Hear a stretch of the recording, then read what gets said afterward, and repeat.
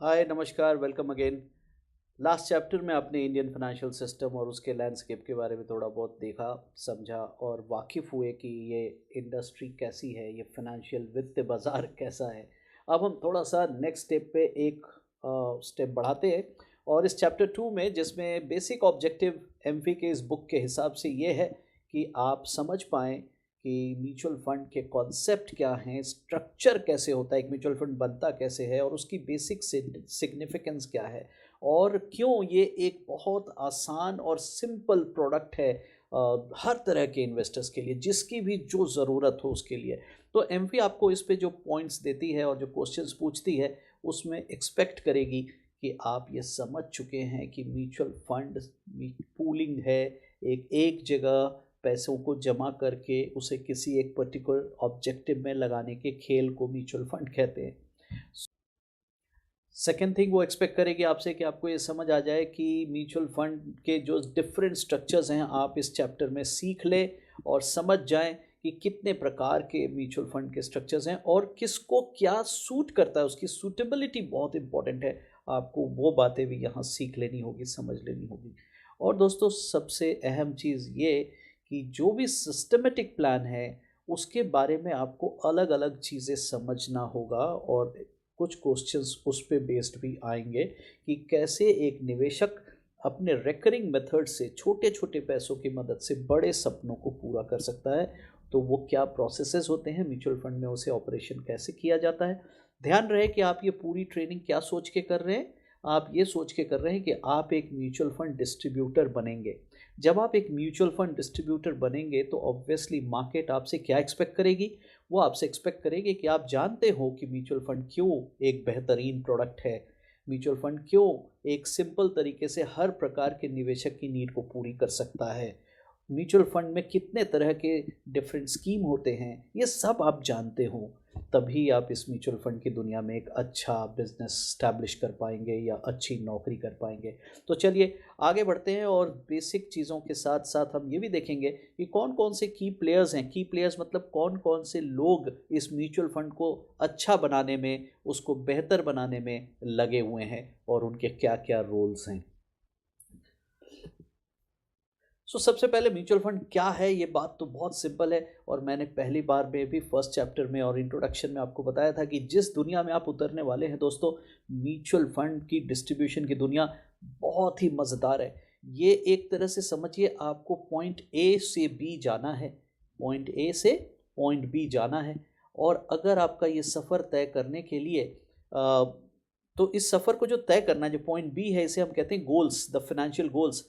तो किसी की गोल ज़िंदगी में ये होगी कि मुझे 1 लाख का 1 करोड़ बनाना है 15 साल में। किसी की ज़िंदगी में गोल होगा कि मैं रिटायर करूं तो मेरे पास कम से कम 3 करोड़ रुपया जमा हो।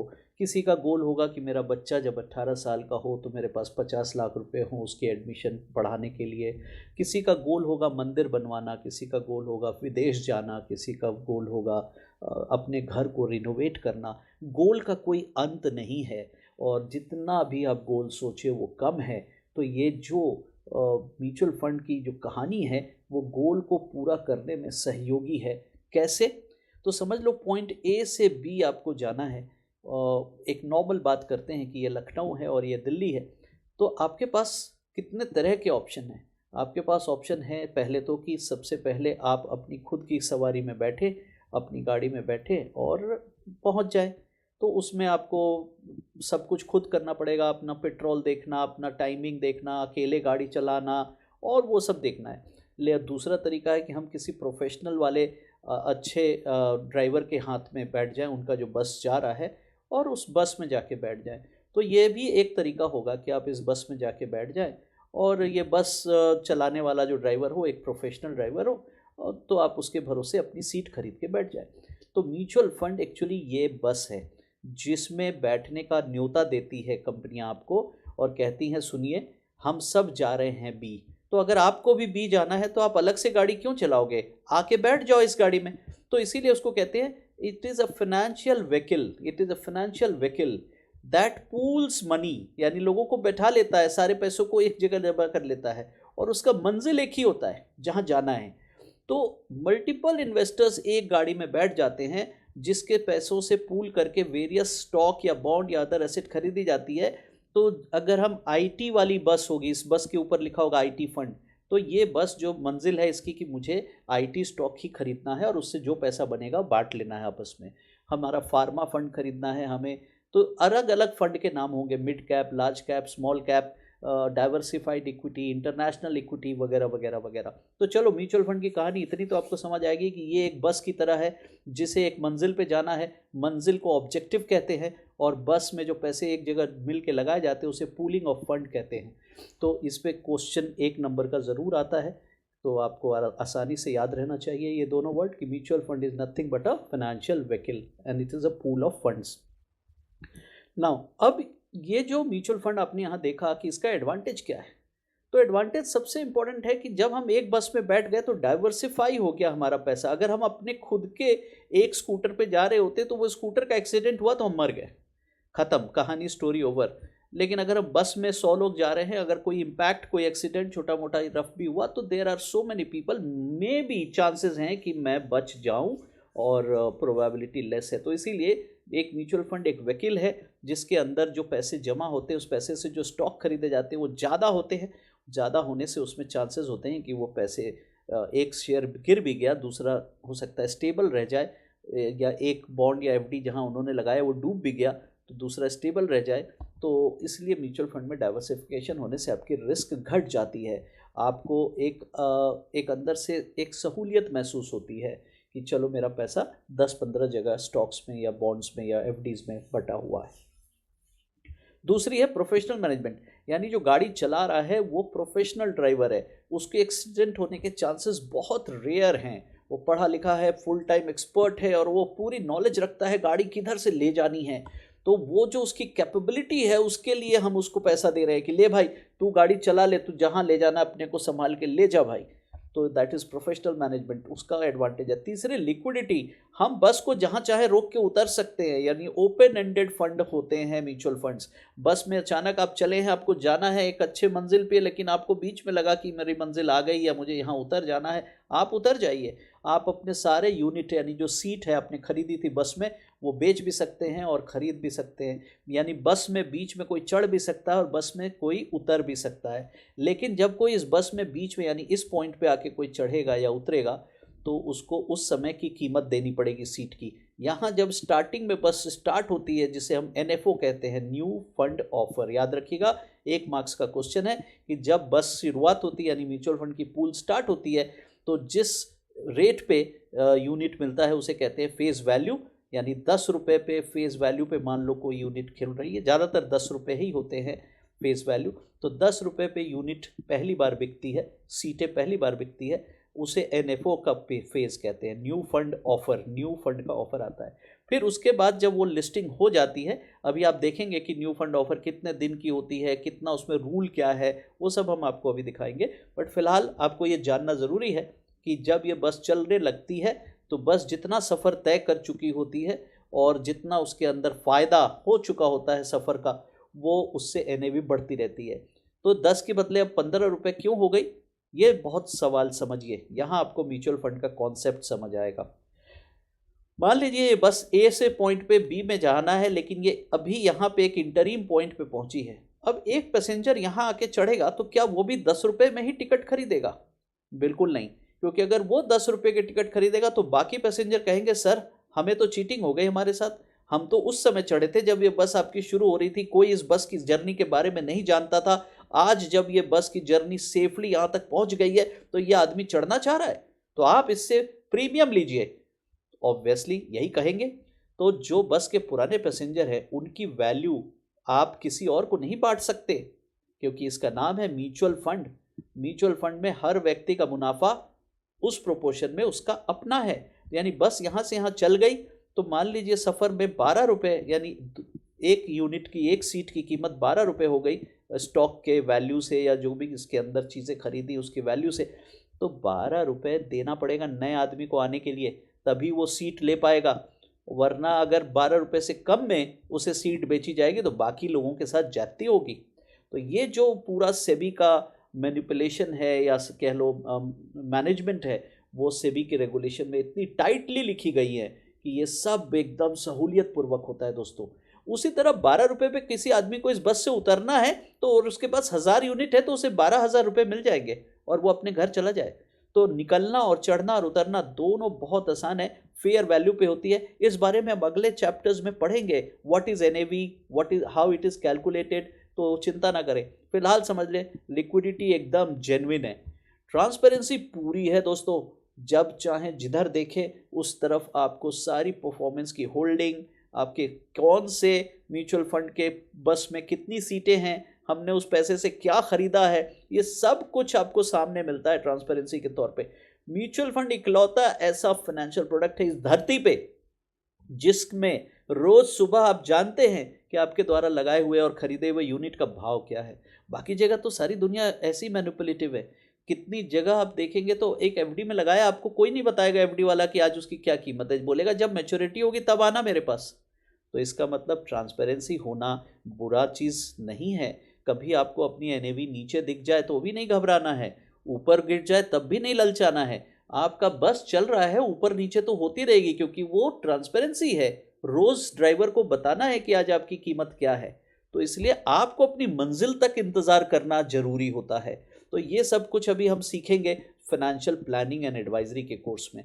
अभी के लिए हम इतना समझ लें कि बेनिफिट्स ऑफ म्यूचुअल फंड यही है कि उसमें सारे ट्रांसपेरेंसी सब कुछ अवेलेबल है और एफोर्डेबिलिटी ज़बरदस्त, कोई भी आदमी इसे लगा सकता है। चार्जेस बहुत न्यूट्रल है, पूरे साल में पूरे फंड के अंदर अभी हम वो भी देखेंगे किसी चैप्टर में कि what are the expense ratio.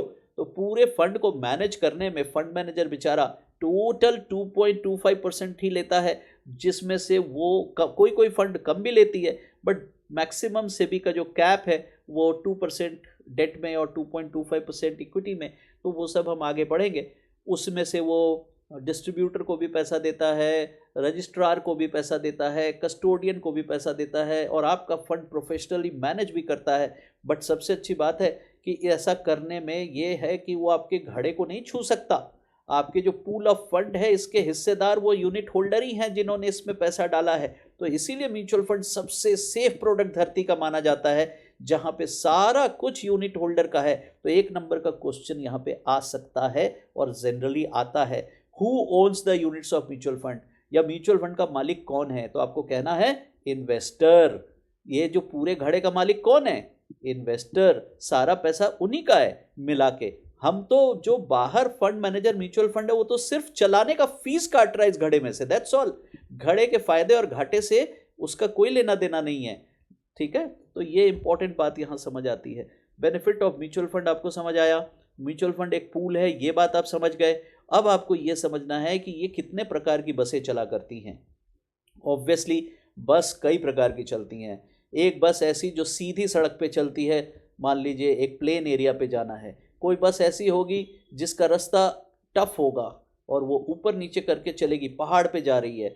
आपको ये समझना है आप कौन सी बस में बैठेंगे। अगर आपको वॉमिटिंग आती है, आपको नोजिया होता है या आपके बस में बैठने से चक्कर आती है, जिस बस में ज़्यादा वॉलेटिलिटी है, तो आप नहीं बैठे, वरना आप मंजिल तक पहुंचने के पहले ही दम तोड़ देंगे और आप कहेंगे कि भाई उतरो, उतारो मुझे, क्योंकि बस जब इतनी ऊंची उछलेगी या उतनी ऊंची गिरेगी, आप दोनों ही सूरत में तबीयत आपकी ख़राब हो जाएगी। सो दोस्तों इसके कहते हैं रिस्क प्रोफाइल, इस बारे में भी पढ़ेंगे। तो हमने आपको 2-3 लाइन यहाँ पे खोल दी।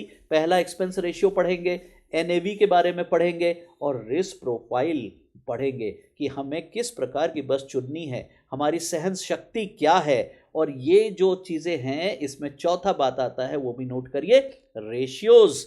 रेशियोज़ के बारे में पढ़ेंगे। हम कैसे जानेंगे किसी बस की क्या उबड़ खाबड़ रास्ते हो रहे हैं, कितनी उसमें झटके लगने की उम्मीद है। इन सब को हम पकड़ने के लिए और समझने के लिए रेशियोज़ का इस्तेमाल करते हैं दोस्तों।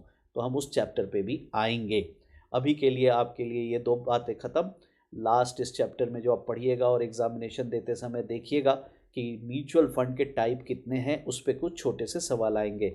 म्यूचुअल फंड अगर स्ट्रक्चर से चले उसके, तो structurally mutual fund open ended या क्लोज एंडेड हो सकते हैं। कुछ फंड्स इंटरवल होते हैं। इंटरवल मतलब एक पर्टिकुलर, ये होते ओपन एंडेड की तरह है, लेकिन ये इनकी एक पीरियड होती है कि हर 15 दिन में ये खुलेंगे और बंद हो जाएंगे। इसी तरह हर 15-15 दिन का इनका वो चलता है इंटरवल्स। बट ज़्यादातर जो सबसे पॉपुलर चीज़ है वो ओपन एंडेड है। ज़्यादातर फंड हमारे यहाँ ओपन एंडेड है, जहाँ कभी भी चढ़ो कभी भी उतरो, एंट्री एग्जिट एनी टाइम। और क्लोज एंडेड में फिक्स मैच्योरिटी पीरियड होता है और ट्रेडेड ऑन स्टॉक एक्सचेंज होता है। मार्क्स का क्वेश्चन ज़रूर आता है कि एक म्यूचुअल फंड में क्लोज एंडेड फंड के यूनिट्स आप कहाँ बेचेंगे अगर आपको पैसे की ज़रूरत पड़ गई तो आप जैसा कि जानते हैं कि ओपन एंडेड है तो आप म्यूचुअल फंड कंपनी को ही वापस करते हैं यूनिट्स, बट अगर क्लोज एंडेड फंड है तो आप अपने यूनिट्स स्टॉक एक्सचेंज में जाके किसी और इन्वेस्टर को बेचेंगे। फंड आपसे वापस नहीं लेगी पैसा, आपको किसी और इन्वेस्टर को बेचना पड़ेगा। नाउ दूसरा क्वेश्चन आता है कि एक ओपन एंडेड और क्लोज एंडेड में कौन से निम्न बातें ट्रू है। तो वहां ऑप्शन रहेगा कि ओपन एंडेड का कॉर्पस फ्लेक्सिबल है, फ्लेक्सिबल रहता है, कॉर्पस मतलब उसका साइज। क्लोज एंडेड का साइज फिक्स रहता है। तो दोनों में से दोनों ही बात ट्रू है।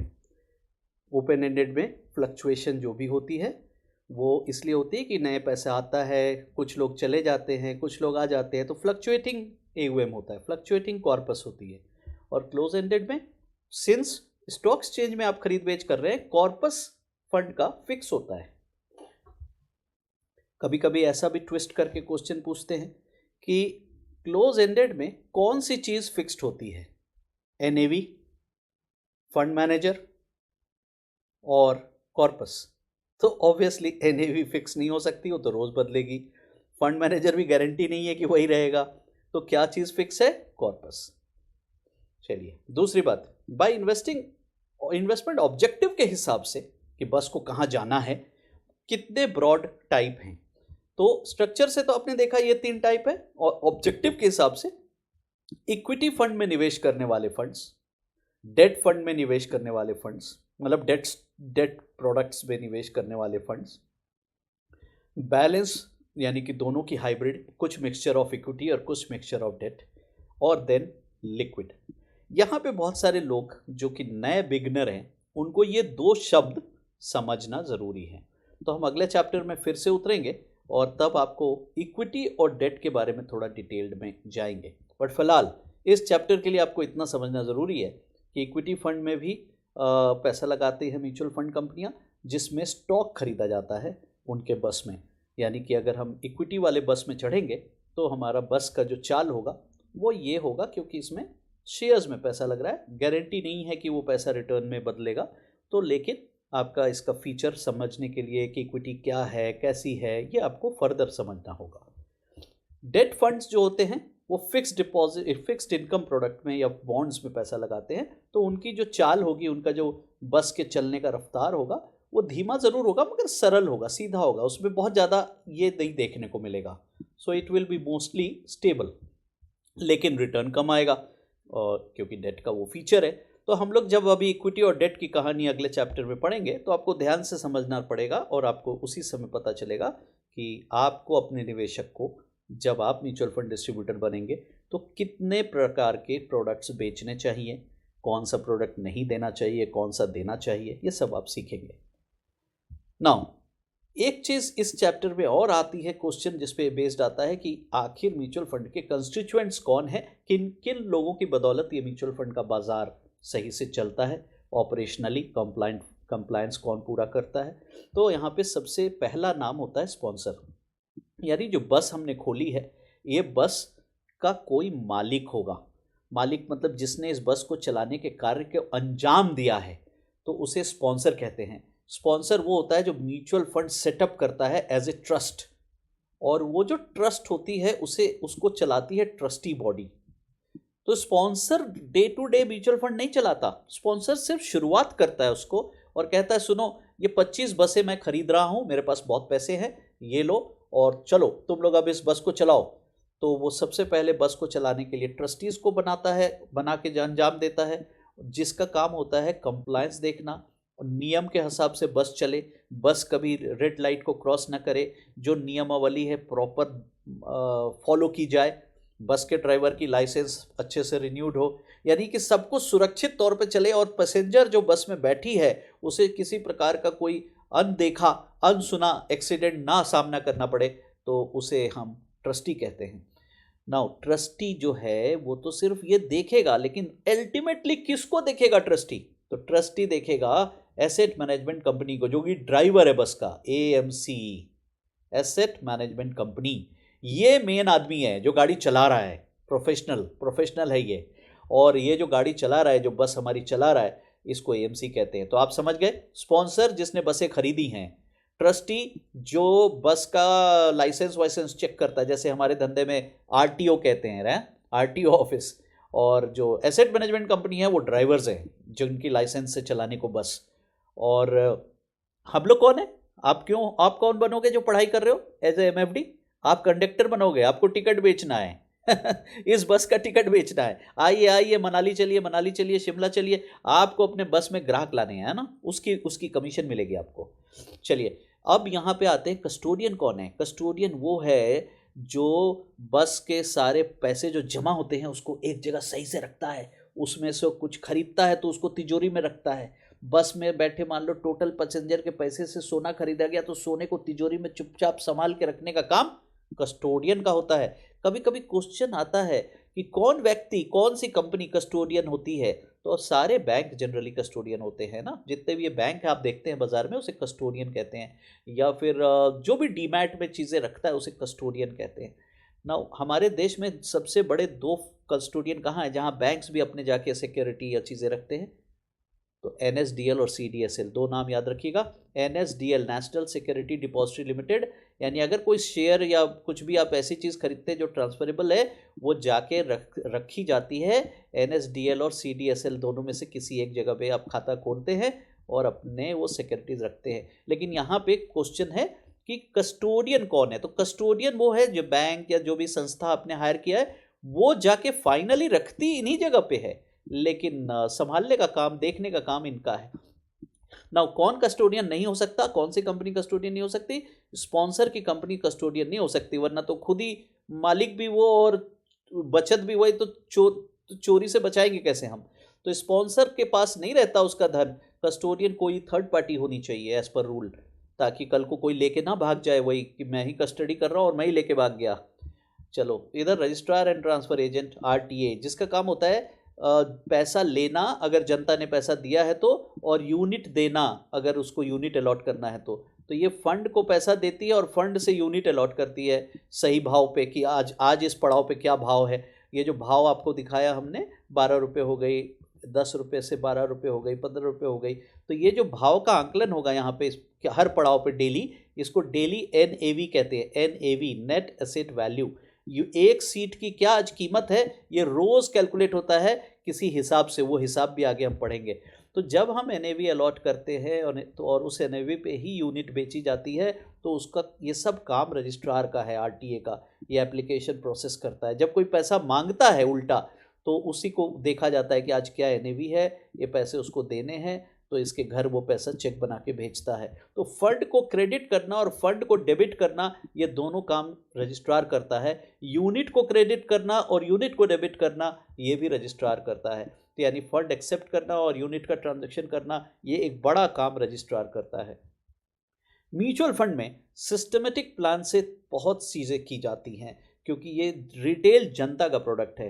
हो सकता है और ज़्यादातर जनता के पास लमसम पैसे नहीं होते, तो एक बड़ा सेगमेंट है हमारे देश में जो रेकरिंग पैसा लगाना चाहता है और लगाता है। तो आपने अभी मेरे इनिशियल इंट्रोडक्टरी प्रेजेंटेशन में देखा होगा कि भारत में 25,000 करोड़ के ऊपर लोग, आज जब मैं ये बोल रहा हूँ, आज तारीख है जनवरी की, अंतिम महीने की अंतिम तारीख जनवरी 2025।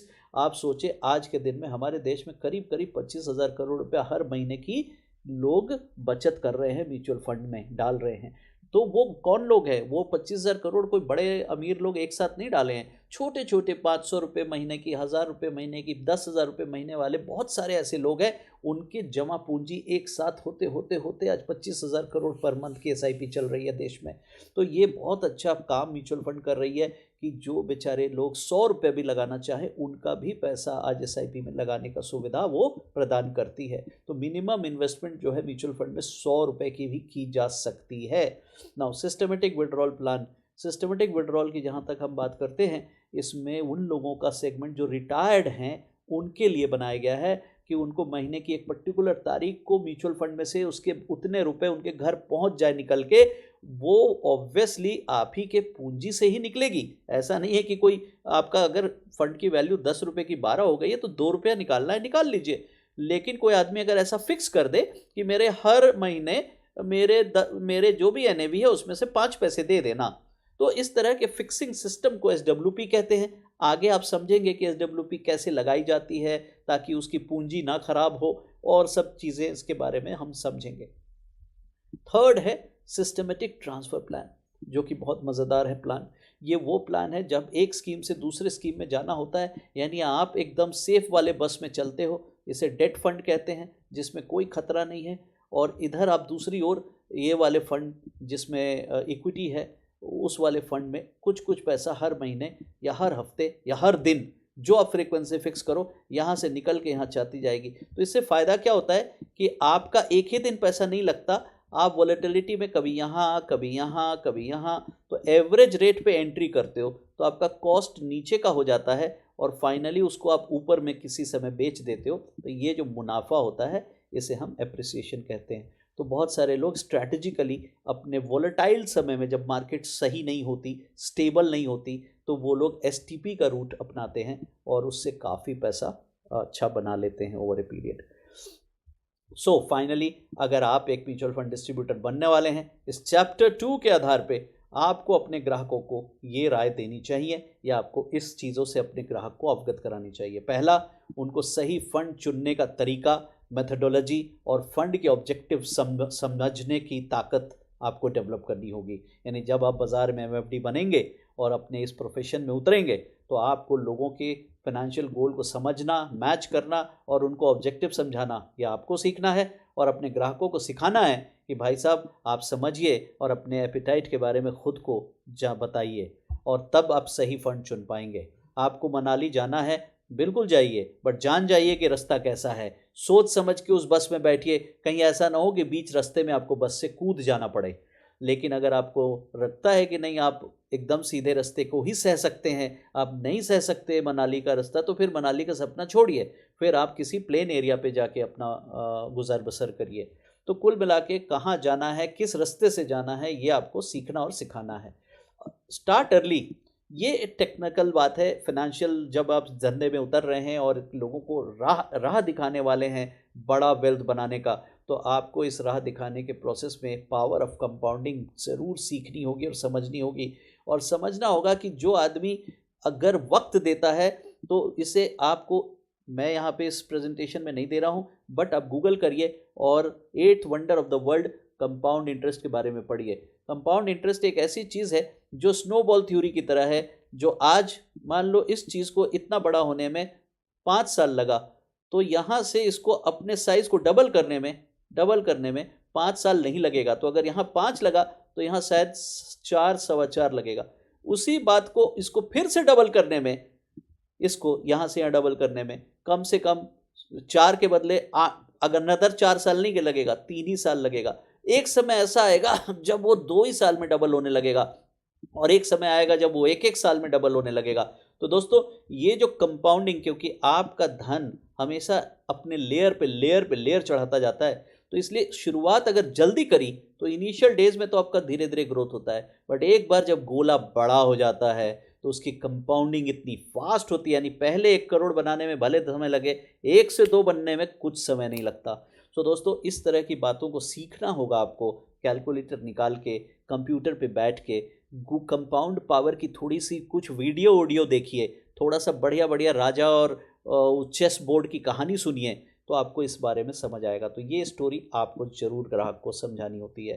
थर्ड होता है रिव्यू पीरियोडिकली, आपको ग्राहकों को भी समझाना है और खुद भी अपने जो भी इन्वेस्टर्स आपके बनेंगे इस धंधे में, उनकी पोर्टफोलियो को मॉनिटर करना, देखना कि जिस बस में आपने उनको बैठाया है वो बस की रफ्तार जैसे चल रही है उस पहुंच पाएगा मंजिल पे कि नहीं। यानी किसी आदमी ने आपको पैसे दिए और कहा कि चलो मुझे दिल्ली तक छोड़ दो, अब आप 7 घंटे में सोचे थे कि जर्नी हो जाएगी, मगर ऑलरेडी 6.5 घंटे हो गए हैं और आधी जर्नी बची है, तो इसका मतलब आपने बस का चुनाव गलत कर लिया दोस्तों। तो कोई ना कोई बस बदलनी पड़ेगी। या फिर कभी ये भी हो सकता है कि आपके पास 7 घंटे में थी समय जो आपको ग्राहक ने दिया था कि मुझे दिल्ली पहुंचा दो, और आपके पास अभी सिर्फ 2 घंटे हुए हैं और आप दिल्ली के नज़दीक हैं। तो यानी बाकी के 6 घंटे 5 घंटे जो आपके पास बच रहे हैं, आप उसमें बेवजह खतरा नहीं लेंगे। तो आप अपने उस फास्ट मूविंग बस से उतर के एक मॉडरेट बस में बैठ जाएंगे, ताकि अब खतरा लेने की ज़रूरत ही नहीं है। आप ऑलरेडी 2 घंटे में ही वो सफ़र तय कर लिए, तो अब बेवजह क्यों स्पीड वाले बस में बैठें। हम शांति से जब पहुंच सकते हैं, तो खतरे को कभी कम करना और खतरे को कभी बढ़ाना, यानी रिस्क फैक्टर का आपका जो मैनेजमेंट है, वो आप रिव्यू के दौरान ही कर पाते हैं दोस्तों। लेवरेज करिए सिस्टमेटिक प्लान को, और जितने भी सिस्टमेटिक प्लान मैंने पिछले स्लाइड में दिखाए, चाहे वो SIP कहलाती हो, चाहे SWP हो, चाहे STP हो, तो एक एक मार्क्स के क्वेश्चन आ सकते हैं कि SIP क्या है। तो SIP का आपने देखा कि रेकरिंग इन्वेस्टमेंट प्लान है। SWP क्या है? रेकरिंग विड्रॉल प्लान है। और STP क्या है कि ये फंड एक फंड से दूसरे फंड में जाने का प्लान है। ठीक है, तो कंपाउंड इंटरेस्ट का सबसे अच्छा फ़ायदा उठाना हो और मुझे अपने छोटे छोटे रेकरिंग से बड़ा धन बनाना हो, तो कहाँ जाएंगे?